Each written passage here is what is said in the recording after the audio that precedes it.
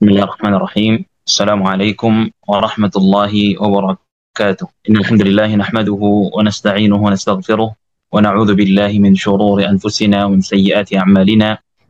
من يهده الله فلا مضل له ومن يضلل فلا هادي له. أشهد أن لا إله إلا الله وحده لا شريك له وأشهد أن محمدا عبده ورسوله.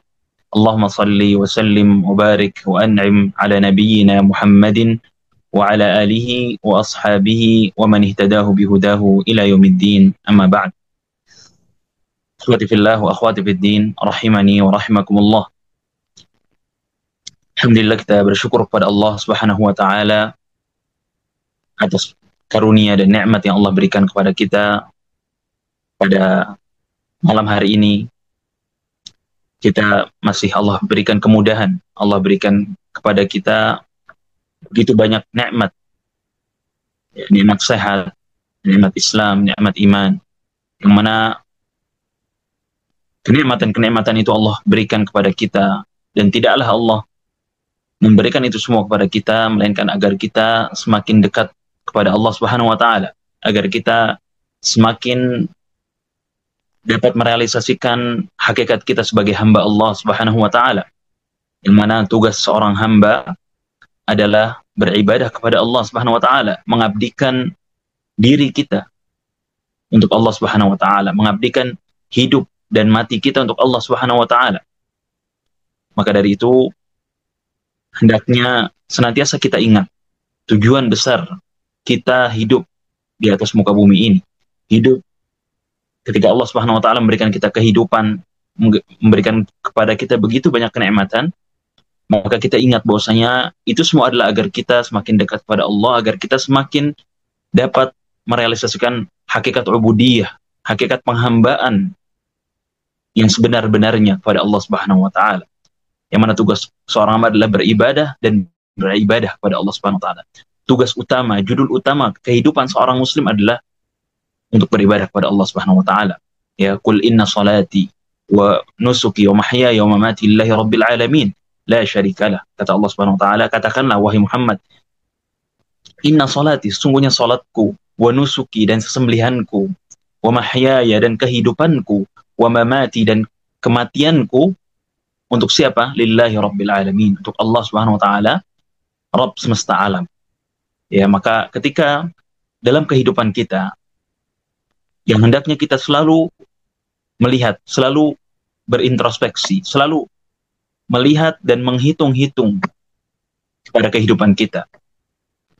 Apakah semakin hari kita semakin dekat kepada Allah Subhanahu wa taala? Apakah semakin umur kita berkurang? Ya. Pada hakikatnya umur itu berkurang, tidak bertambah. Semakin umur kita berkurang, jatah kehidupan kita di dunia ini berkurang. Apakah kehidupan kita semakin baik, semakin dekat pada Allah, atau sebaliknya? Dan sarana yang paling baik, wasilah tercepat seorang dapat mengenal Allah Subhanahu wa taala, dapat mendekatkan dirinya kepada Allah Subhanahu wa taala adalah lewat wasilah ilmu, adalah melalui sarana ilmu, sarana menuntut ilmu. Tak heran tatkala menuntut ilmu menjadi jalan terpintas atau jalan tercepat, jalan pintas seorang menuju surga. Karena dengan ilmu seorang akan mengenal Allah Subhanahu wa taala. Dengan ilmu seorang akan benar-benar ibadahnya kepada Allah Subhanahu wa taala, akan berusaha untuk beribadah sesuai dengan kehendak Allah Subhanahu wa taala, sesuai dengan keridhaan Allah Subhanahu wa taala, sesuai dengan apa yang Allah mau, apa yang Allah kehendaki. Bukan beribadah sesuai hati kita, tidak. Bukan beribadah semau kita, tidak. Tapi dengan ilmu kita akan mengerti, akan mengenal Allah Subhanahu wa taala. Dan tatkala kita lebih mengenal Allah Subhanahu wa taala, tatkala kita lebih mengenal agamanya, lebih mengenal nabinya, Nabi Muhammad SAW, nabi kita, maka kita akan semakin dekat pada Allah, dan jalan kita akan lurus, akan terbimbing melalui bimbingan syariat. Kita tidak akan tersesat, karena ini adalah jaminan dari Allah Subhanahu wa taala. Kata Allah Subhanahu wa taala, "Faman ittaba'a hudaya fala yadhillu wa la yashqa." Maka barang siapa yang mengikuti petunjukku, kata Allah Subhanahu wa taala.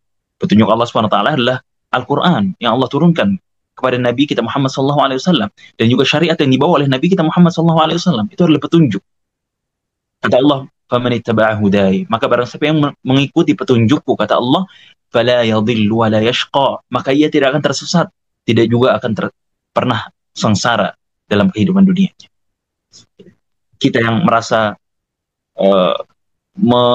menghadapi kehidupan kesulitan-kesulitan dalam hidup kita, kita yang merasa hidup kita tidak terarah, hidup kita berantakan, maka kembalilah kepada Allah Subhanahu wa taala. Kembalilah kepada agamanya. Kembalilah untuk mengetahui dan mengenal Allah Subhanahu wa taala lebih dekat.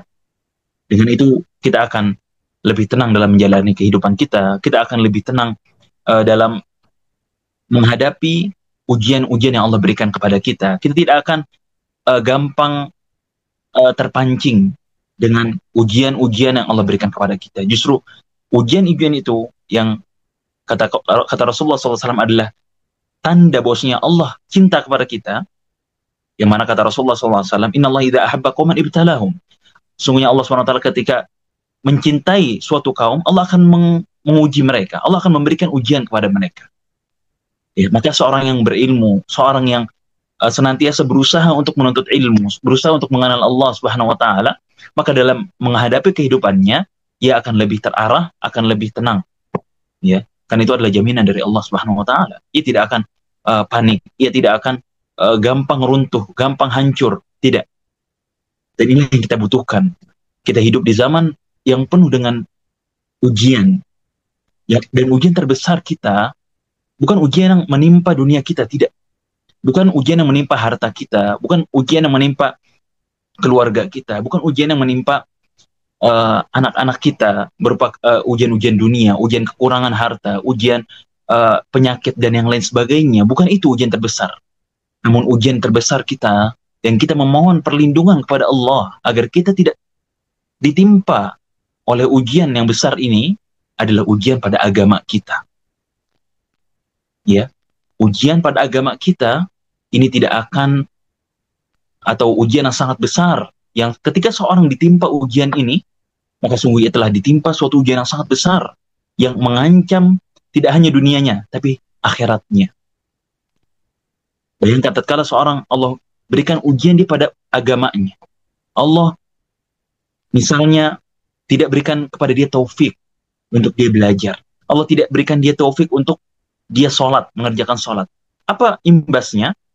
Pertama, kehidupan dia. Kehidupan dunia dia akan berantakan. Karena itulah yang Allah katakan, "Faman a'rada an dzikri, fa inna lahu ma'isyatan dhanka," kata Allah. Barang siapa yang berpaling dari mengingatku, berpaling dari agamaku, berpaling dari belajar mengenalku, apa kata Allah? Fa inna lahu ma'isyatan dhanka. Maka baginya kehidupan yang sempit. Kehidupan dunia akan sempit. Tatkala dia tidak sholat, tatkala dia tidak mau belajar, tatkala dia tidak mau mengamalkan Islam, ancamannya adalah kehidupannya akan sempit. Dan di akhirat apa? Wa nahsyuruhu yaumal qiyamati a'ma, kata Allah. Dan kami akan kumpulkan dia pada hari kiamat nanti dalam keadaan buta. Tidak tahu jalan di akhirat nanti. Dan apa ujungnya? Waliyadzubillah, masuk ke dalam api neraka. Bayangkan, ini ketika seorang ditimpa ujian dalam agamanya. Ya. Namun, tatkala seorang Allah berikan taufik kepada dia untuk mengenal Allah Subhanahu wa taala, untuk belajar, untuk mengamalkan Islam, untuk mengamalkan ilmu yang dia dapatkan, maka walaupun Allah menguji pada hartanya, walaupun Allah uji dia pada anak-anaknya, walaupun Allah uji pada kehidupan dia, tapi tatkala agama dia kuat, tatkala apa yang dalam hatinya berupa iman, berupa Islam, itu kokoh, itu teguh, maka sungguh ia akan mendapatkan kebahagiaan. Sungguh ia akan mendapatkan ketenangan dalam kehidupannya. Man 'amila shalihan min dzakarin aw untha fa inna lahu ma'isyatan dhanka, kata man 'amila shalihan min dzakarin aw untha wa huwa mu'min falanuhyiyannahu hayatan thayyibah, kata Allah Subhanahu wa taala. Barang siapa yang beramal saleh, baik laki-laki ataupun perempuan, dalam keadaan ia beriman, apa balasannya? Falanuhyiyannahu hayatan thayyibah. Kami akan berikan kepadanya penghidupan yang baik. Kehidupan yang baik bukan tentang harta, bukan tentang sebatas harta benda, sebatas rumah yang luas, sebatas kendaraan, tidak. Betul, itu kenikmatan dari Allah SWT. Namun lebih dari itu, berupa ketenangan hati, berupa kebahagiaan yang Allah berikan kepada hati orang yang beriman. Maka marilah kita lihat lagi kepada kehidupan kita. Apakah semakin hari kita semakin dekat kepada Allah Subhanahu wa taala, ataupun sebaliknya. Kalau kita masih sering terjatuh ke dalam kemaksiatan kepada Allah Subhanahu wa taala, kepada kemurkaan Allah Subhanahu wa taala, maka segeralah bertaubat kepada Allah Subhanahu wa taala. Terus bertobat adalah tugas kita seumur hidup. Bukan tugas sehari dua hari lalu kita tinggalkan taubat, tidak. Bahkan kita meninggalkan taubat itu adalah sebuah dosa tersendiri. Yang Allah akan tuliskan itu sebuah dosa. Maka kita selalu berupaya untuk menjadi baik, berupaya untuk semakin hari semakin kita memperbaiki diri kita untuk menuju Allah Subhanahu wa taala. Ya. Terus kita berusaha untuk bertobat. Tatkala kita terjatuh, kita bertobat pada Allah Subhanahu wa taala. Kita memohon ampun pada Allah Subhanahu wa taala. Dan Allah mencintai orang yang senantiasa bertobat. Allah mencintai orang yang senantiasa kembali kepada Allah Subhanahu wa taala. Karena Allah tidak membuat kita maksum, membuat kita terjaga dari dosa. Tidak, kita manusia yang penuh dengan kesalahan. Baik yang kita sadari ataupun tidak, baik yang kecil ataupun yang besar. Maka tugas kita adalah senantiasa memohon ampun kepada Allah Subhanahu wa taala. Senantiasa kita mengangkat tangan kita, berdoa kepada Allah, meminta agar Allah teguhkan hati kita, agar Allah mengampuni dosa-dosa kita. Karena perlu kita akui, kita ini lemah. Kita ini seorang hamba yang tidak memiliki kekuatan kecuali dari Allah Subhanahu wa taala. Kalau bukan karena Allah, tentu kita tidak akan mendapatkan hidayah. Kita tidak akan mendapatkan taufik dari Allah Subhanahu wa taala. Dan pada hari ini kita banyak sekali mendengar, nasallahu alaihi wasallam, semoga Allah melindungi dan menyelamatkan kita. Begitu banyak berita-berita, begitu banyak kabar-kabar yang menyayat hati kita tentang bagaimana keadaan saudara-saudara kita kaum muslimin yang mereka mengaku diri mereka Islam, tapi begitu jauhnya mereka dari agama Allah Subhanahu wa taala, begitu seringnya atau begitu banyaknya mereka terjatuh ke dalam kemaksiatan pada Allah, dan begitu banyaknya kasus-kasus, begitu banyaknya pelanggaran-pelanggaran syariat yang mereka lakukan. Maka ini menyayat hati kita, yang membuat kita miris, membuat kita memohon pertolongan kepada Allah Subhanahu wa taala, dan kita tidak ada jaminan kita akan selamat. Tapi itu membuat kita lebih sadar, membuat kita lebih berusaha untuk menyadari bahwasanya kehidupan ini adalah kehidupan yang penuh dengan ujian, penuh dengan fitnah, yang kalau Allah tidak melindungi kita, boleh jadi kita seperti mereka. Maka berupaya kita untuk senantiasa mendekat kepada Allah, berusaha kita untuk senantiasa terus menuntut ilmu, terus berusaha untuk mendekat kepada Allah dengan memperbanyak ibadah kita, dan kita memperbanyak berdoa kepada Allah agar Allah kuatkan hati kita, agar Allah memberikan taufik dan hidayah kepada saudara-saudara kita kaum muslimin dan kepada kita semuanya, agar Allah memperbaiki keadaan seluruh kaum muslimin, agar Allah memperbaiki keadaan orang-orang yang beriman dan meneguhkan hati kita agar kita tidak terjatuh ke dalam dosa dan maksiat. Dan itu adalah dengan taufik murni dari dengan taufik dari Allah Subhanahu wa taala dan kekuatan dari Allah Subhanahu wa taala. Ikhwati fillah wa akhwati fid din, rahimani wa rahimakumullah. Pada kesempatan kali ini insyaallah kita akan melanjutkan pelajaran kita yang alhamdulillah Allah berikan kita kemudahan pada pertemuan yang ke-10 ini. Setelah kita membahas beberapa pertemuan yang lalu, kita sudah masuk ke pembahasan tentang sholat, yang sebelumnya kita membahas tentang rukun Islam, rukun iman, tentang pokok-pokok dan prinsip-prinsip dalam agama kita. Maka kita sudah beberapa pertemuan membahas tentang sholat, yang diawali dengan pembahasan tentang syarat-syarat sholat, kemudian dilanjutkan dengan pembahasan rukun-rukun sholat yang pada pertemuan lalu telah kita bahas dan telah kita selesaikan pembahasannya, alhamdulillah. Maka pada malam hari ini insya Allah kita akan membahas tentang pembahasan tentang kewajiban-kewajiban dalam sholat, atau hal-hal yang diwajibkan di dalam sholat. Dan ikhwati fillah wa akhwati fid din, rahimani wa rahimakumullah, kembali kita ingatkan tentang pentingnya kedudukan sholat dalam agama kita. Bahwasanya sholat adalah barometer, adalah ukuran, adalah tolak ukur kebaikan amalan seorang hamba. Kalau kita ingin menilai seseorang, kita ingin melihat bagaimana kesolehan seseorang, bagaimana keadaan dia, bagaimana kondisi dia, apakah dia seorang yang dikatakan soleh atau tidak, ataukah dia orang yang istiqomah atau tidak, maka bisa kita lihat dari sholat. Jika sholatnya ia perhatikan, jika sholatnya ia datang ke masjid sholat tepat waktu, jika sholatnya ia perhatikan khusyuknya, ia perhatikan rukun-rukunnya, kewajiban-kewajiban dalam sholatnya, dan yang lain sebagainya, dan dia tidak menyia-nyiakan sholat, dia tidak mengakhirkan sholat, dia tidak meremehkan sholat, maka itu adalah tanda kebaikan dia. Sebaliknya, ketika seorang sholatnya saja tidak diperhatikan, jika sholatnya berantakan, sholatnya tidak tepat waktu, sholatnya diakhir-akhirkan, kemudian tidak memperhatikan dan tidak memiliki perhatian lebih terhadap sholat, bahkan sholatnya dengan berani ia tinggalkan, maka perlu kita waspadai, perlu kita berhati-hati dari orang yang tidak perhatian dengan sholat. Ya, kalau sholat yang ini merupakan tiang agama, ya, yang sholat merupakan yang tadi kita katakan tolak ukur barometer kebaikan seorang. Kalau sholatnya itu saja ia tidak perhatikan, bagaimana dengan perkara-perkara yang besar, perkara-perkara yang lebih rendah dari itu? Kalau sholat aja yang suatu hal yang besar, ini ia tidak perhatikan, bagaimana dengan hal-hal yang remeh? Boleh jadi ia lebih tidak perhatikan lagi. Ya, ketika kita misalnya sedang meng-hire, mencari seorang yang akan bekerja dengan kita, karyawan kita. Misalnya kita ingin mencari teman, ya, dalam kehidupan kita, yang kita jadikan ia sebagai pendamping kita, teman biasa, ya, dalam kehidupan kita. Atau kita mencari pendamping hidup, ya, seorang yang belum menikah misalnya, sedang mencari pasangan hidup, sedang mencari orang yang bisa membimbing kehidupan dia, maka tanyakan sholatnya. Yang pertama kali harus kita tanyakan, setelah kita tanyakan tentang agamanya, tentang bagaimana keadaannya terhadap akidahnya, rukun Islam, rukun iman, maka yang pertama kali kita tanyakan adalah tentang sholatnya. Bagaimana sholat Anda? Bagaimana sholatnya? Apakah dia perhatian dengan sholat? Apakah ketika azan berkumandang, ia segera mendatangi masjid untuk melaksanakan sholat? Atau sebaliknya, ia tidak perhatian dengan sholat, ia tinggalkan sholatnya, ia tidak memberikan perhatian lebih terhadap sholat? Maka ketika ia perhatian dengan sholat, maka itu adalah tanda kebaikan. Itu adalah barometer bahwasanya amalan-amalan yang lain insya Allah akan baik. Ya. Karena Allah sendiri yang katakan, ya, inna sholata tanha 'anil fahsya'i wal munkar. Bahwasanya sholat itu mencegah seorang dari perbuatan keji dan perbuatan munkar.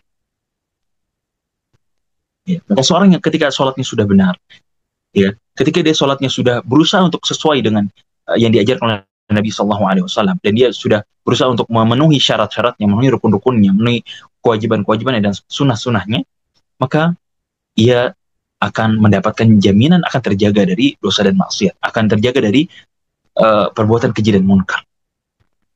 Ya, karena ini adalah janji Allah Subhanahu Wa Taala dan Rasulnya SAW. Maka dari itu penting untuk kita perhatian dengan sholat kita. Kita tanyakan, apakah kita sudah benar sholat kita? Apakah kita sudah benar kita mengetahui tentang syarat-syaratnya, rukun-rukunnya, wajib-wajibnya, yang perlu kita perhatian dengan hal-hal tersebut. Karena ini adalah terkait dengan kewajiban yang selalu kita lakukan dalam sehari kita, dalam keseharian kita. Ya, bahkan ini adalah yang paling banyak kita lakukan dalam ibadah, yang paling banyak kita lakukan dalam keseharian kita. Ya, dalam 24 jam yang Allah berikan kepada kita. Ya, maka perlu untuk kita perhatian dengan sholat kita, dan kita tidak meremehkan sholat kita. Ya. Nah, kita mulai pada pembahasan tentang kewajiban-kewajiban sholat itu, pelajaran yang ke-8, Ad-Darsus Tsamin. Ya, beliau yaitu Syekh Abdul Aziz bin Abdullah bin Baz rahimahullah ta'ala, beliau mengatakan Ad-Darsus Tsamin wajibatus shalah, pelajaran yang ke-8, ya, tentang hal-hal yang diwajibkan di dalam sholat. Kalau Syekh rahimahullah, ya, beliau berkata, semoga Allah merahmati beliau, Ad-Darsus Tsamin wajibatus shalah, pelajaran yang ke-8 tentang kewajiban dalam sholat atau hal-hal yang diwajibkan di dalam sholat. Wajibatus shalah wa hiya 8. Kata beliau rahimahullah, kewajiban sholat itu ada 8. Ya, ada 8. Nanti akan kita jelaskan satu persatu insyaallah. Yang pertama, jami'ut takbirat ghairu takbiratul ihram. Ya, yaitu seluruh takbir, ya, seluruh takbir yang ada di dalam sholat kecuali takbiratul ihram. Karena kita sudah bahas pada pertemuan yang lalu bahwasanya takbiratul ihram itu termasuk apa? Termasuk rukun dalam sholat. Termasuk rukun dalam sholat. Yang mana kalau rukun ini tidak dilakukan, maka sholat tidak akan sah. baik itu ditinggalkan dengan sengaja ataupun karena lupa, ini tidak akan sah sholat tanpa takbiratul ihram. Adapun takbir-takbir yang lain, takbir-takbir yang kita lakukan atau kita ucapkan ketika kita akan ruku, ya, ketika kita akan sujud, ketika kita berpindah dari satu gerakan ke gerakan yang lainnya, maka semua takbir-takbir ini hukumnya adalah wajib dalam sholat, bukan rukun. Artinya apa? Ketika dia ditinggalkan tidak sengaja karena dia lupa, ya, maka sholatnya tetap sah, ya, dengan apa? Dengan catatan ditambal dengan sujud sahwi. Nanti akan kita bahas tentang pembahasan tentang sujud sahwi insyaallah taala. Nah, ini perbedaan antara rukun dan wajib. Ya, maka sebelum itu kita apa sih perbedaan tentang rukun dan wajib? Maka perbedaan dasarnya antara rukun dalam sholat dan wajib dalam sholat, ya, yang kemarin telah kita bahas rukun-rukun dalam sholat, perbedaannya dengan syarat-syarat sholat. Ya, kita katakan bahwa syarat-syarat sholat itu di luar sholat. Adapun rukun-rukun sholat itu yang berada di dalam sholat. Dia termasuk bagian dari sholat. Nah, bedanya apa dengan wajib-wajib dalam sholat atau hal yang diwajibkan dalam sholat? Maka perbedaannya, kalau rukun kemarin telah kita bahas, kalau dia ditinggalkan secara sengaja, ya, kalau ia ditinggalkan baik itu sengaja ataupun tidak, maka sholatnya tidak sah sampai dia melakukan rukun tersebut. Ya, dan kita telah contohkan misalnya seorang dia tidak takbiratul ihram tadi, misalnya. Maka sholatnya tidak sah sampai dia melakukan takbiratul ihram, sampai dia mengucapkan takbiratul ihram. Atau misalnya dia tasyahud akhir, misalnya. Yang kita katakan kemarin, dia adalah rukun. Kalau dia tidak tasyahud akhir, maka sholatnya tidak sah sampai dia melakukan tasyahud akhir tersebut. Ya, sampai dia melakukan tasyahud akhir tersebut. Adapun wajib-wajib dalam sholat, ya, hukumnya wajib. Ya, hukumnya wajib kita penuhi, wajib kita lakukan, wajib kita ucapkan. Ya. Tapi apa? Kalau kita lupa tidak mengucapkannya atau tidak melakukan wajib-wajib dalam sholat ini, apa akibatnya? Sholatnya tetap sah. Namun apa? Ditambal dengan sujud sahwi. Ini perbedaan antara rukun dengan wajib dalam sholat. Nah, ya, dan tetap dia tidak boleh ditinggalkan dengan sengaja. Kalau dia tinggalkan dengan sengaja, maka batal sholat. Misalnya seorang dengan sengaja dia tidak takbir ketika ruku, ya, tidak takbir, dia langsung ruku, tidak mengucapkan takbir. Maka dia ketika dia sengaja melakukan itu, maka dia batal sholatnya, karena dia tidak melakukan kewajiban. Tapi ketika dia lakukan atau dia meninggalkan itu karena lupa, karena tidak sengaja, maka dia tetap sah sholatnya, namun harus ditambah dengan sujud sahwi. Itu yang pertama. Tentang rukun atau wajib yang pertama adalah seluruh takbir kecuali takbiratul ihram. Nah, kemudian yang kedua, wa qaulu sami'allahu liman hamidah lil imam wal munfarid. Itu perkataan sami'allahu liman hamidah untuk imam dan orang yang sholat sendirian. Ya, ketika seorang menjadi imam, maka dia mengatakan sami'allahu ketika setelah ruku, sami'allahu liman hamidah. Ketika dia bangkit dari ruku, mengucapkan sami'allahu liman hamidah. Nah, dan juga siapa yang mengucapkan ini? Orang yang sholat sendirian. Maka dia mengucapkan sami'allahu liman hamidah. Ya, mengucapkan sami'allahu liman hamidah. Ini kewajiban yang kedua, yaitu untuk perkataan sami'allahu liman hamidah, maka ini diucapkan siapa? Oleh imam, ya, yang dari ruku bangkit ke i'tidal, dan juga oleh siapa? Oleh orang yang sholat sendiri. Adapun makmum, maka kewajibannya adalah yang setelahnya. Ya. Wa qulu rabbana walakal hamdu lil kull. Ya. Kewajiban yang ketiga adalah perkataan rabbana walakal hamd. Untuk siapa? Untuk seluruhnya. Untuk imam, untuk orang yang sholat sendirian, dan untuk makmum. Ya, untuk makmum. Maka ketika imam mengangkat badannya dari ruku menuju i'tidal, imam mengatakan apa? Dan orang yang sholat sendiri, sami Allahu liman hamidah. Adapun makmum, ketika ia mengangkat punggungnya dari ruku menuju i'tidal, maka ia mengatakan apa? Tatkala imam sudah mengatakan sami Allahu liman hamidah, maka ia cukup mengatakan rabbana walakal hamd. Ya, rabbana walakal hamd. Ketika dia mengangkat dari ruku, maka ia katakan rabbana walakal hamd. Seperti itu. Nah, ini merupakan kewajiban yang wajib diucapkan, dan kewajibannya hanya perkataan rabbana walakal hamd. Ya, rabbana walakal hamd. Ini yang wajib. Adapun doa yang setelahnya, misalnya hamdan katsiran thayyiban mubarakan fi, atau mil as-samawat wa mil al-ard mil ma syi'ta min syai'in ba'du misalnya, atau doa yang lainnya, maka itu adalah hukumnya sunnah. Ya, adapun yang wajib, ya, yang merupakan kewajiban dalam salat adalah perkataan rabbana walakal hamd, atau rabbana lakal hamd, atau yang misalnya. Ya, adapun yang tambahan itu adalah sifatnya sunnah. Ya.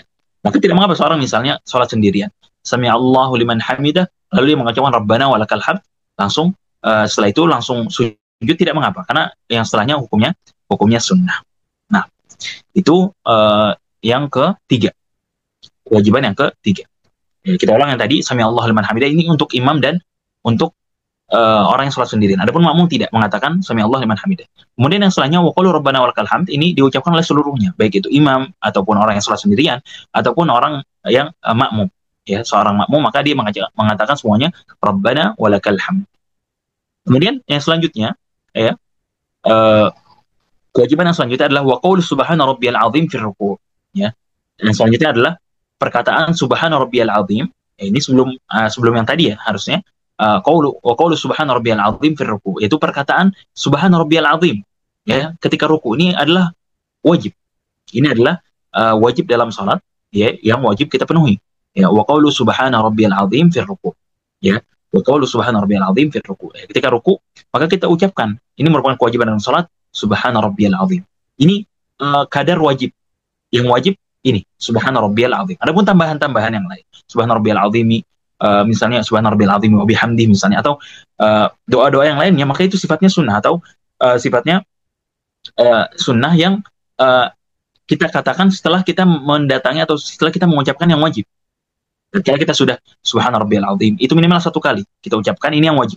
Adapun yang setelahnya, maka ini hukumnya sunnah.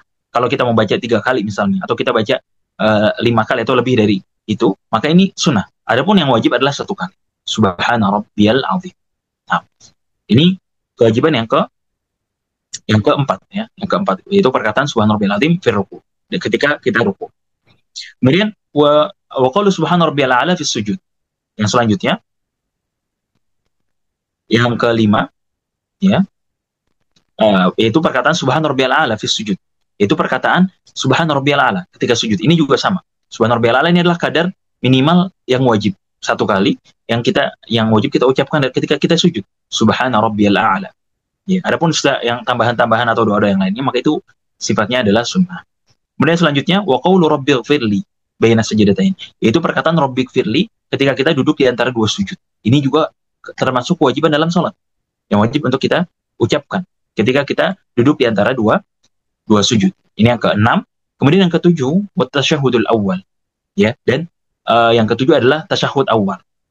Ya, tasyahud awal yaitu yang ada di rakaat kedua dalam salat-salat yang lebih dari 2 rakaat. Salat maghrib, salat isya, salat zuhur, ya, salat asar. Maka ini ada tasyahud awalnya. Maka tasyahud awal ini hukumnya apa? Hukumnya wajib. Ketika wajib ini, karena misalnya dia ditinggalkan lupa, tidak sengaja ditinggalkan tasyahud awal ini, sah tidak salatnya? Maka kita jawab sah. Salatnya sah dengan catatan wajib ditambal dengan, atau perlu ditambal dengan sujud sahwi. Ya. Nah, ini perbedaan antara tasyahud awal dengan tasyahud akhir. Kita katakan pada pertemuan yang lalu, tasyahud akhir hukumnya apa? Rukun yang wajib kita penuhi, wajib kita lakukan. Kalau kita tidak lakukan dengan sengaja ataupun tidak, ataupun lupa, maka tidak sah salat kita. Tidak sah salat kita. Wajib kita lakukan. Nah, kemudian yang terakhir, wal julusulah, dan duduk untuk tasyahud awal. Ini hukumnya juga wajib. Ya, kalau misalnya seorang ketika dia di rakaat kedua, dia langsung berdiri misalnya, karena lupa dia sudah berdiri, lalu makmum mengingatkan, maka dia tidak perlu kembali lagi. Kalau dia sudah berdiri, maka tetap berdiri. Ya. Terus melanjutkan sholatnya sampai dia di tasyahud akhir. Maka setelah itu, karena dia telah meninggalkan salah satu kewajiban dalam sholat, yaitu tasyahud awal dan duduk untuk tasyahud awal, maka dia tambal dengan sujud sahwi. Itu, ya. Ini adalah ke-8 kewajiban-kewajiban dalam sholat yang perlu dan wajib untuk kita ucapkan dan lakukan. Dan kalau kita tinggalkan karena sengaja, ya, kita lakukan dengan sengaja, kita tinggalkan dengan sengaja, maka batal sholat kita. Adapun kita tinggalkan karena lupa, ya, maka dia ditambal dengan kekurangan ini ditambal dengan sujud sahwi. Nah, kita coba bahas satu persatu. Yang pertama tadi seluruh takbir kecuali atau selain takbiratul ihram. Nah, maka ini adalah hukumnya wajib. Ya. Dan perlu kita ingatkan ya kepada kaum muslimin sekalian, ya para ikhwah dan para akhwat yang semoga dirahmati oleh Allah Subhanahu wa taala, tentang pentingnya kita untuk melafatkan apa yang kita baca. Apa itu melafatkan? Menggerakkan lidah dan menggerakkan bibir ketika kita membaca. Nah, ini dibahas oleh para ulama. Bagaimana hukum ketika seorang sholat tapi mulutnya tidak bergerak, lisannya tidak bergerak sama sekali, ya, bibirnya tidak bergerak sama sekali, diam, ya, merapatkan mulut, ya. Ketika ditanya, apakah Anda baca ketika sholat? Lalu misalnya dijawab, iya saya baca dalam hati. Maka ini tidak sah. Ini tidak dikatakan bacaan, ya. Yang tadi kita katakan wajib dalam sholat, wajib kita ucapkan, ya. Maka ini wajib untuk kita lafadzkan, wajib untuk kita menggerakkan lidah kita, menggerakkan lisan kita, dan menggerakkan bibir kita ketika mengucapkannya. Maka tidak cukup ketika seorang dia ketika membaca, ketika berusaha untuk ketika dia sholat, lalu dia merapatkan mulutnya, maka ini boleh jadi tidak sah sholatnya. Karena ini dibahas oleh para ulama, ini tidak sah sholatnya. Kenapa? Karena yang namanya bacaan, ya, yang namanya bacaan sir, ya kan, sholat ada yang jahar, ada sholat yang jahriyah, ini yang pertama, dan yang kedua ada sholat yang namanya sholat sirriyah. Apa jahriyah? Jadi ada sholat yang dikencangkan suaranya, seperti sholat maghrib, sholat subuh, sholat Jumat, sholat Id, dan sholat yang lainnya itu diucapkan dengan jahar. Apa jahar? Dilantangkan suaranya, ya, dilantangkan atau dikeraskan suaranya. Nah, ada juga sholat sir, yaitu sholat duhur, sholat asar, sholat sunnah, dan yang lain sebagainya. Ini kita katakan atau dikatakan sholat sir, sholat yang rahasia atau sholat yang tersembunyi, ya. Ini tidak berarti seorang sholat tanpa bersuara sama sekali atau tidak tanpa menggerakkan mulutnya sama sekali. Ini pemahaman yang salah. Maka yang benar adalah seorang ketika dia sholat adalah berusaha untuk menggerakkan bibir dan lisannya. Nah, kewajiban-kewajiban yang tadi kita sebutkan dan akan kita bahas sekarang ini adalah kewajiban-kewajiban yang ada yang sebagiannya berupa ucapan. Maka ucapan ini perlu dan wajib untuk kita ucapkan dengan kita menggerakkan lisan dan bibir kita. Dan tidak cukup seorang mengatakan dalam hati.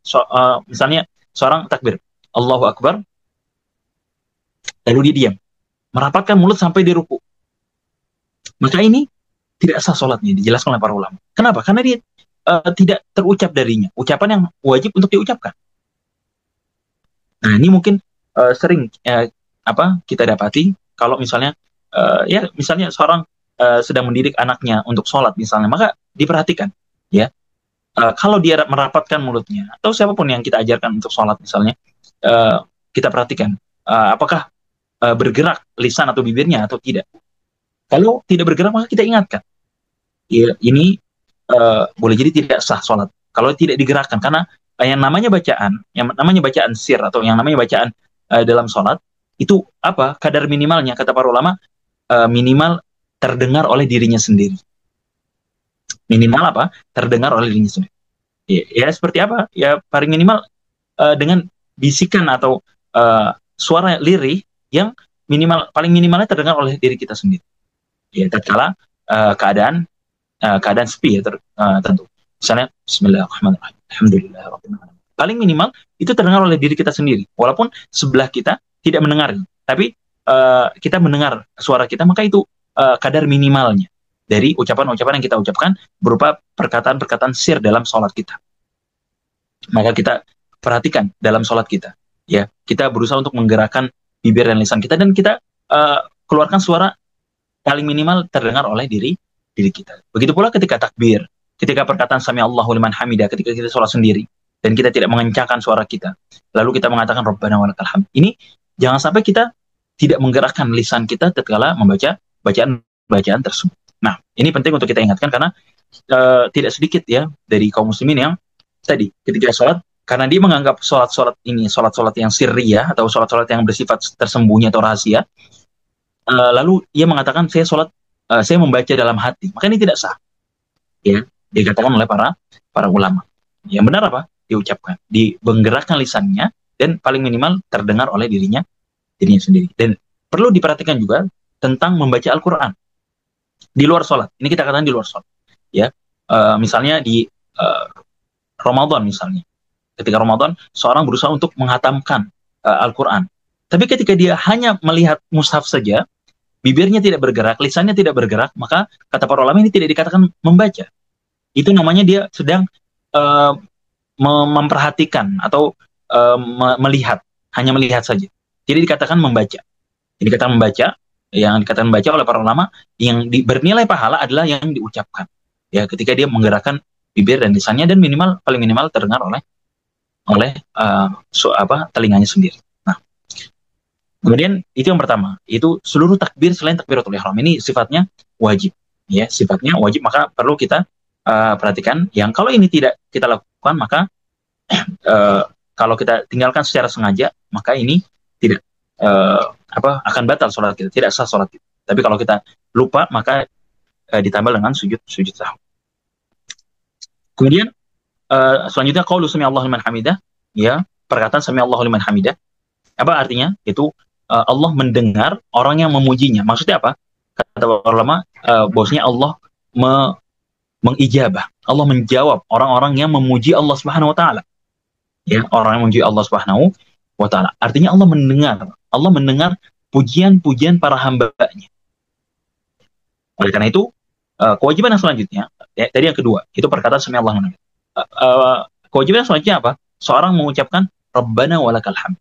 Maka ini yang sesuai dengan konteks ketika kita sholat. Ketika imam mengatakan sami Allah liman hamidah, sungguhnya Allah mendengar dan mengijabah orang-orang yang memujinya, maka kita sebagai makmum, ya, atau kita sebagai imam dan sebagai orang yang sholat sendiri, mengucapkan apa? Rabbana walakal hamd. Wahai Allah, wahai Rabb kami, sesungguhnya bagimu segala pujian. Maka ucapan ini adalah sesuai dengan perkataan sebelumnya, sami Allah liman hamidah, ya, yang ketika itu imam membaca atau yang orang yang sholat sendiri, maka makmum mengucapkan apa? Rabbana walakal hamd. Wahai Allah, sungguhnya bagimu segala pujian. Nah, ini juga merupakan kewajiban dalam sholat yang wajib untuk kita ucapkan, ya, wajib untuk kita ucapkan. Tadi kita jelaskan bahwasanya yang setelahnya, ya, yang doa-doa yang selanjutnya Rabbana walakal hamdu hamdan katsiran thayyiban mubarakan fi, atau yang lainnya yang datang dari Nabi SAW dan sahih yang datang dari Nabi SAW, maka kita ucapkan itu dalam rangka memenuhi sunnah, ya, sesuai dengan sunnah Nabi SAW. Adapun yang wajibnya hanya perkataan Rabbana walakal hamd. Nah, kemudian kewajiban yang keempat dan yang kelima adalah perkataan subhana rabbiyal azim fi ruku', perkataan subhana rabbiyal azim fi ruku', dan juga perkataan subhana rabbiyal a'la fi sujud. Ya, perkataan subhana rabbiyal a'la ketika sujud, ya. Ketika ruku kita mengatakan subhana rabbiyal azim, dan ketika sujud kita mengatakan subhana rabbiyal a'la, ya. Dan ini sesuai dengan sabda Nabi SAW, fa'amar ruku fa'adzimu fihi rabb, kata Nabi SAW. Adapun ruku, maka agungkanlah Allah di dalam ruku, ketika ruku. Dengan apa? Dengan kita mengucapkan subhana rabbiyal azim. Subhana rabbiyal azim apa artinya? Maha suci Rabbku, yaitu yang maha agung. Ya, maha suci Allah Subhanahu wa taala, Rabbku yang maha agung. Ini arti dari subhana rabbiyal azim ketika ruku. Dan dalam ruku, ya, kita tidak disyaratkan untuk berdoa. Ya, karena itu yang disyaratkan apa? Kita mengagungkan Allah Subhanahu wa taala dengan kita mengucapkan subhana rabbiyal azim ketika kita ruku. Ya, maka ini yang kita ucapkan ketika ruku, dan tidak disyaratkan, bahkan dilarang kita untuk membaca Al-Quran ketika ruku. Oleh karena itu, ketika misalnya seorang tidak sempat membaca Al-Fatihah, lalu imam sudah ruku misalnya, maka dia tidak boleh melanjutkan Al-Fatihah dia ketika ruku. Tidak boleh. Ini dilarang oleh Nabi SAW untuk membaca Al-Quran ketika ruku dan sujud. Ya, ini perlu diperhatikan. Tapi yang disyaratkan apa? Kita memuji Allah SWT, kita membaca subhana rabbiyal azim. Ya, kita mensucikan Allah Subhanahu wa taala. Subhana rabbiyal azim. Ketika kita ruku, yang mana ruku ini tidak boleh dipersembahkan kecuali untuk Allah Subhanahu wa taala. Tidak boleh sama sekali seorang mempersembahkan, ya, rukunya dan sujudnya kepada selain Allah Subhanahu wa taala. Maka di sini ia mensucikan Allah Subhanahu wa taala karena hanya Allah sajalah yang berhak untuk kita ruku kepadanya dan kita sujud untuk Allah Subhanahu wa taala. Ya, maka ini hanya untuk diperuntukkan untuk Allah Subhanahu wa taala. Dan juga ketika kita sujud kita mengucapkan subhana rabbiyal a'la. Ya, di mana posisi kita ketika sujud adalah posisi terendah kita. Bahkan wajah kita, kepala kita yang merupakan bagian termulia dari seorang manusia, kita letakkan di serendah-rendahnya ya tempat, yaitu di bumi yang kita pijak, ya, dalam rangka apa? Untuk kita meninggikan Allah Subhanahu wa taala. Mengingatkan kepada kita bahwasanya kita adalah hamba Allah Subhanahu wa taala, kita adalah rendah dan yang tinggi hanya siapa? Hanya Allah Subhanahu wa taala. Nah, makna-makna inilah yang perlu untuk kita hadirkan ketika kita sholat. Ketika kita sujud, kita yakin bahwasanya Allah Subhanahu wa taala adalah satu-satunya zat yang paling tinggi. Subhana rabbiyal a'la. Maha suci Allah Subhanahu wa taala, Rabbku yang maha tinggi. Ini yang kita ucapkan. Ya, ketika posisi kita adalah posisi terendah. Ya, posisi terendah kita. Ya, dengan kita meletakkan dahi kita meletakkan kening kita ya di sejadah kita di bumi Allah Subhanahu wa taala, tempat terendah. Ya. Dan kendati pun demikian, apa kata Allah Subhanahu wa taala dalam hadis perkataan Nabi sallallahu alaihi wasallam, ya, bahwasanya aqrabu ma yakunu al-'abd, ya, bahwasanya posisi terdekat seorang hamba kepada Allah Subhanahu wa taala adalah kapan? Yaitu ketika dia sujud. Ya. Ketika dia sujud. Maka kita disyaratkan apa? Ya. Selain kita membaca yang wajib tadi, subhana rabbiyal a'la, fa'akthiru fihi du'a, kata Rasulullah sallallahu alaihi wasallam. Karena posisi sujud adalah posisi terdekat seorang hamba kepada Allah Subhanahu wa taala. Di mana Allah Subhanahu wa taala mendengar doa-doa hamba-hambanya, meskipun hamba-hambanya ini sedang sujud di bumi, dan Allah Subhanahu wa taala ya di mana? Di langit. Allah mendengar doa-doa hamba-hambanya. Dan Rasulullah SAW yang mengatakan sendiri, ya, yang paling dekat atau keadaan terdekat seorang hamba adalah ketika ia sujud. Maka perbanyaklah doa di dalamnya. Maka ketika kita memiliki hajat-hajat yang Allah SWT, yang kita ingin Allah SWT mengabulkan hajat-hajat tersebut, maka perpanjanglah sujud kita. Panjangkanlah dan perbanyaklah doa tersebut dalam sujud-sujud kita. Ya. Karena di sanalah tempat atau keadaan terdekat kita kepada Allah Subhanahu wa taala. Ya, ini. Jadi yang wajib untuk kita ucapkan adalah subhana rabbiyal a'la ketika kita sujud. Adapun tambahan-tambahan yang lain, maka itu adalah sunnah. Dan yang kita wajib untuk kita ucapkan adalah satu kali, ya. Yang adapun lebih dari satu kali, ya, dan 3 kali ini adalah sunnah, ya.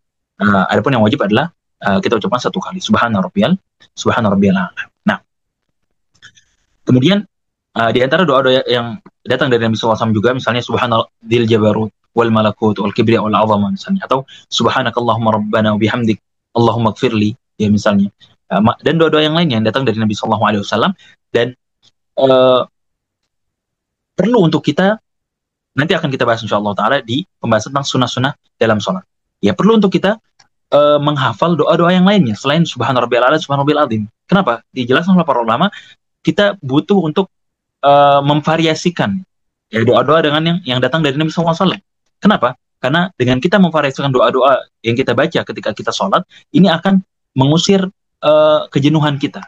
Boleh jadi kita mengucapkan hal yang sama atau mengucapkan bacaan doa yang sama, yang itu membuat kita tidak khusyuk, membuat kita menjadikan itu seakan-akan hanya kebiasaan yang lewat begitu saja. Adapun kita memvariasikan doa-doa yang datang dari Nabi SAW dalam sujud kita, dalam ruku' kita, maka itu akan mendatangkan memberikan semangat yang lebih dan membuat kita lebih khusyuk dalam sholat kita, karena kita tidak hanya membaca doa yang sama, tapi kita memvariasikan dengan doa-doa yang datang dari Nabi kita Muhammad SAW. Nah, kemudian selanjutnya yang ke-6 adalah perkataan Rabbighfirli, ya, baina sajdatain, itu di antara 2 sujud. Ini juga merupakan kewajiban yang kita baca, ya, dengan apa? Rabbighfirli, ya, dalam hadis Nabi SAW dibaca 2 kali, Rabbighfirli. Atau kita baca 3 kali, Rabbighfirli, ya. Nah, ini wajib dalam sholat, ya. untuk kita baca. Yang wajibnya adalah sekali, Rabbighfirli. Ya. Adapun yang tambahan misalnya Rabbighfirli warhamni, ya, wajburni warfa'ni wahdini warzuqni, maka ini adalah sifatnya sunnah dari Nabi SAW. Kemudian yang ke-7 dan yang ke-8, yang terakhir adalah tasyahud awal dan duduk untuk tasyahud awal. Ini adalah kewajiban dalam sholat yang kalau ditinggalkan karena lupa, maka sholatnya tetap sah dan ditambah dengan sujud sahwi. Adapun ketika ditinggalkan dengan sengaja, maka ini tidak sah sholatnya, tidak sah sholatnya. Maka ini adalah terkait dengan kewajiban-kewajiban dalam sholat yang wajib untuk kita perhatikan. Ya, bahwasanya ini hukumnya semuanya wajib. Ya, yang mana tadi kita ulangi lagi, kalau kita meninggalkan ini dengan sengaja, maka tidak sah sholat kita, dan kalau kita tinggalkan karena lupa, maka kita tambah dengan sujud sahwi. Bagaimana kita melakukan sujud sahwi? Ya, maka ada hadis-hadis yang datang dari Nabi SAW tentang bagaimana Nabi SAW sujud sahwi. Di antaranya adalah ketika Nabi SAW ketika sholat, ya, dalam suatu sholat, Nabi SAW meninggalkan apa? Meninggalkan tasyahud awal. Nabi SAW langsung berdiri menuju rakaat yang selanjutnya. Ya. Menuju rakaat yang selanjutnya, dan Nabi SAW ketika itu beliau sujud sebelum beliau salam. Sebelum beliau salam, setelah membaca tahiyat, setelah membaca tasyahud dan selesai dari tasyahud dan membaca sholawat, maka beliau sebelum beliau salam, maka beliau sujud terlebih dahulu.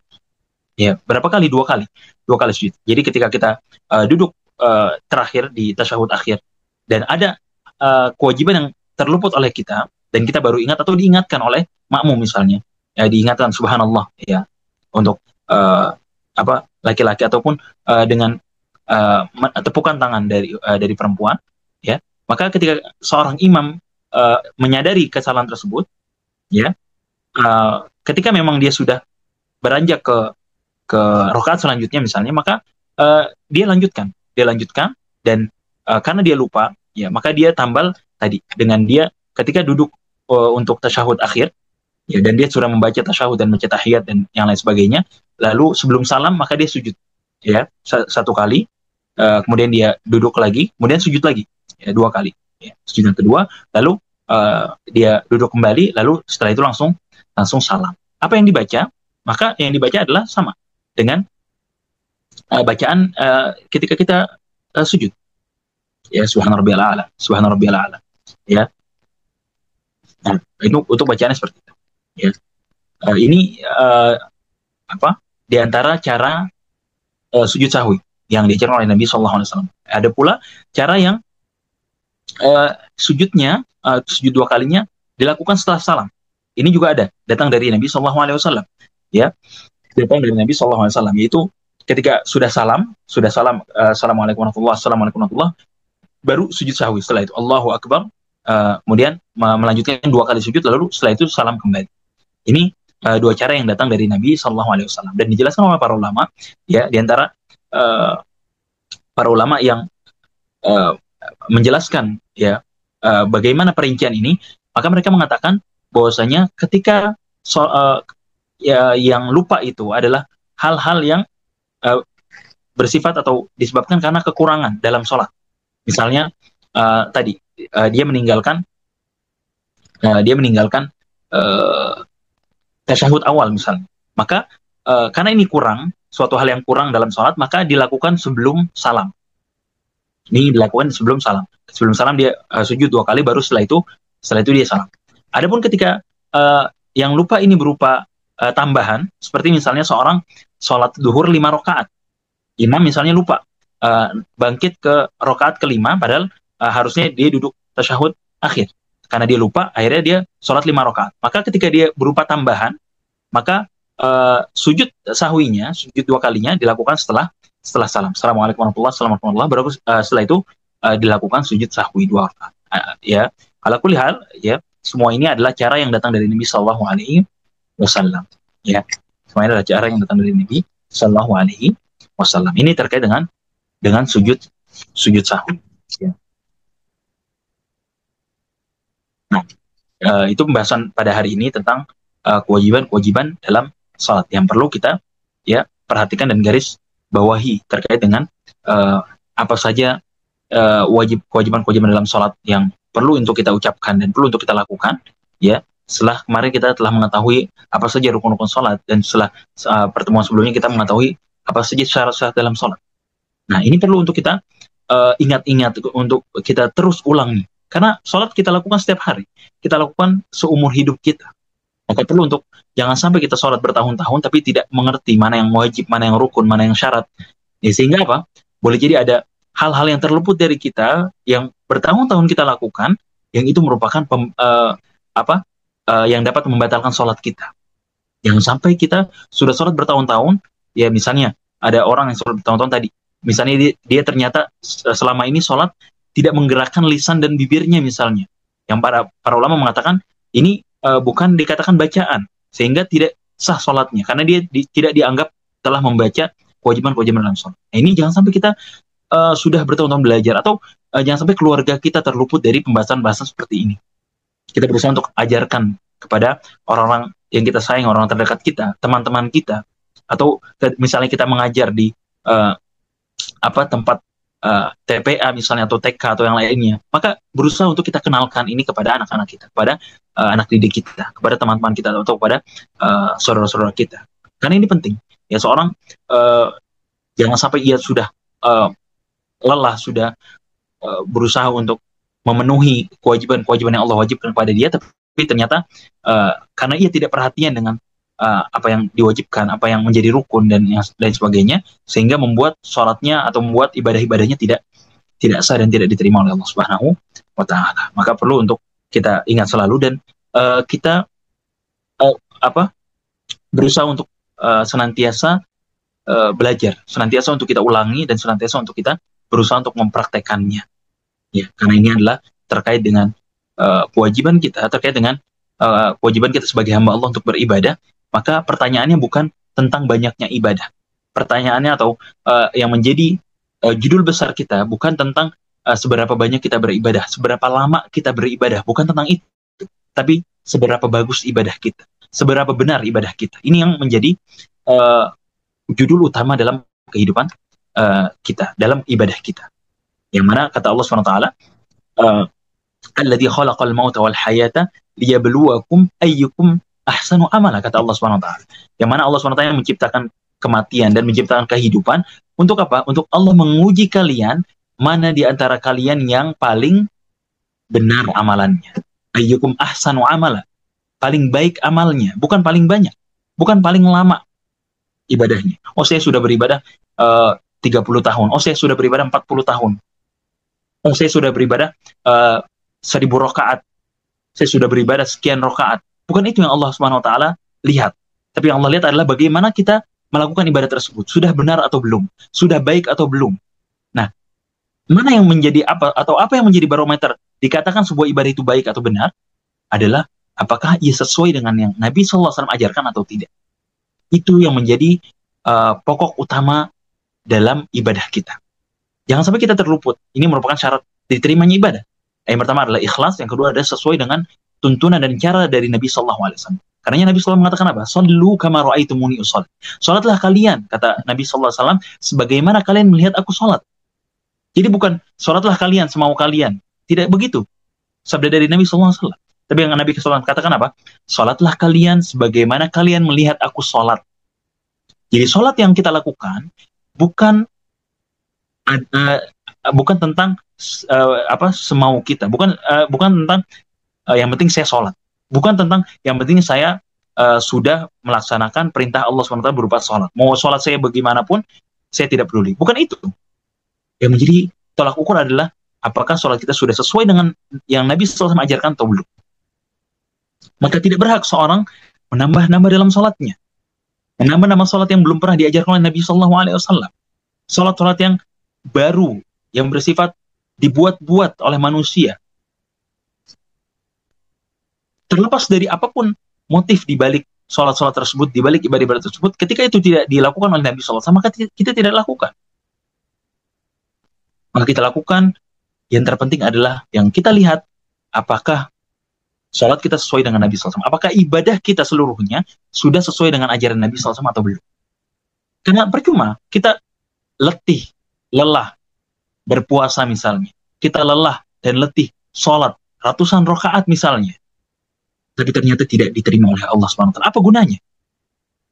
Maka Nabi SAW mengingatkan, ada orang kata Nabi SAW yang sholat 40 tahun, yang sholat 60 tahun, tapi Allah tidak menerima darinya satu sholat pun. Bayangkan betapa ruginya kita dan betapa mirisnya ketika kita nanti datang di akhirat. Nasallahu salam wal afiyah. Semoga Allah menjaga kita semua dan memberikan hidayah kepada kita semua. Ketika kita menganggap kita sudah sholat, sudah melaksanakan kewajiban, tapi ternyata ketika kita sampai di akhirat, ternyata tidak ada satupun sholat kita yang diterima. Nasallahu salam wal afiyah. Waliyadzubillah. Naudzubillah min dzalik. Ya. Kita semua ingin bahwasanya sholat yang kita lakukan diterima oleh Allah Subhanahu wa taala. Maka apa? Kita belajar. Kita berusaha bagaimana sholat kita sesuai dengan cara yang Nabi SAW ajarkan. Ini yang perlu kita camkan dan perlu untuk selalu kita ingat. Dan apapun itu, perkataan-perkataan dalam sholat misalnya, ucapan-ucapan tambahan-tambahan yang ternyata setelah diselidiki tidak ada ajarannya dari Nabi SAW, maka tidak kita lakukan. Tidak usah kita meletihkan, membuat diri kita capek dan membebani diri kita dengan apa yang tidak disyariatkan, padahal itu justru mengancam dan membuat ibadah kita terancam tidak diterima. Lebih baik kita yang jelas-jelas yang tadi yang datang dari Nabi SAW kita lakukan dan kita ucapkan. Adapun yang selainnya tidak kita ucapkan, tidak kita lakukan. Ya. Ketika kita tahu bahwasanya itu bukan dari Nabi SAW. Makanya ini pentingnya kita belajar dan pentingnya kita untuk tidak bosan ya memperhatikan ibadah-ibadah kita agar jangan sampai kita sebagaimana yang dikatakan oleh Allah Subhanahu wa taala. Yang kata Allah Subhanahu wa taala, alladzina dhalla sa'ihum fil hayati dunya wa hum yahsabuna annahum yuhsinuna sun'a. Jangan sampai kita menjadi orang-orang yang mereka mengira mereka tersesat jalannya, namun mereka mengira mereka sudah melakukan ibadah atau melakukan amalan yang baik. Maka kita mohon pada Allah Subhanahu wa taala perlindungan. Semoga Allah Subhanahu wa taala menjaga kita dan memberikan hidayahnya kepada kita, dan semoga Allah Subhanahu wa taala memberikan taufiknya selalu kepada kita dan memberikan hidayah ya kepada kita agar Allah Subhanahu wa taala menerima ibadah-ibadah yang kita lakukan, dan semoga Allah Subhanahu wa taala senantiasa membuat kita lebih baik ya, selalu memudahkan kita untuk menuntut ilmu sehingga kita semakin hari semakin baik dan semakin dekat kepada Allah Subhanahu wa taala. Qul qouli hadza astaghfirullah li wa lakum. Mungkin itu yang dapat kami sampaikan. Semoga yang sedikit ini dapat bermanfaat ya untuk seluruhnya. Insyaallah kita akan melanjutkan pada pembahasan yang selanjutnya di pertemuan-pertemuan yang selanjutnya insyaallah taala yang nanti akan dikabarkan infonya oleh Piyudi insyaallah taala. Barakallahu fikum. Sallallahu ala nabiyyina Muhammad. Kan anak tutup dengan doa kafaratul majelis. Subhanakallahumma wa bihamdika asyhadu an la ilaha illa anta astaghfiruka wa atubu ilaik. Wassalamualaikum warahmatullahi wabarakatuh. Barakallahu fikum. Ya, syukran Ustaz. Barakallahu fikum. Ya. Jazakumullah khairan. Wa jazakallahu khairan.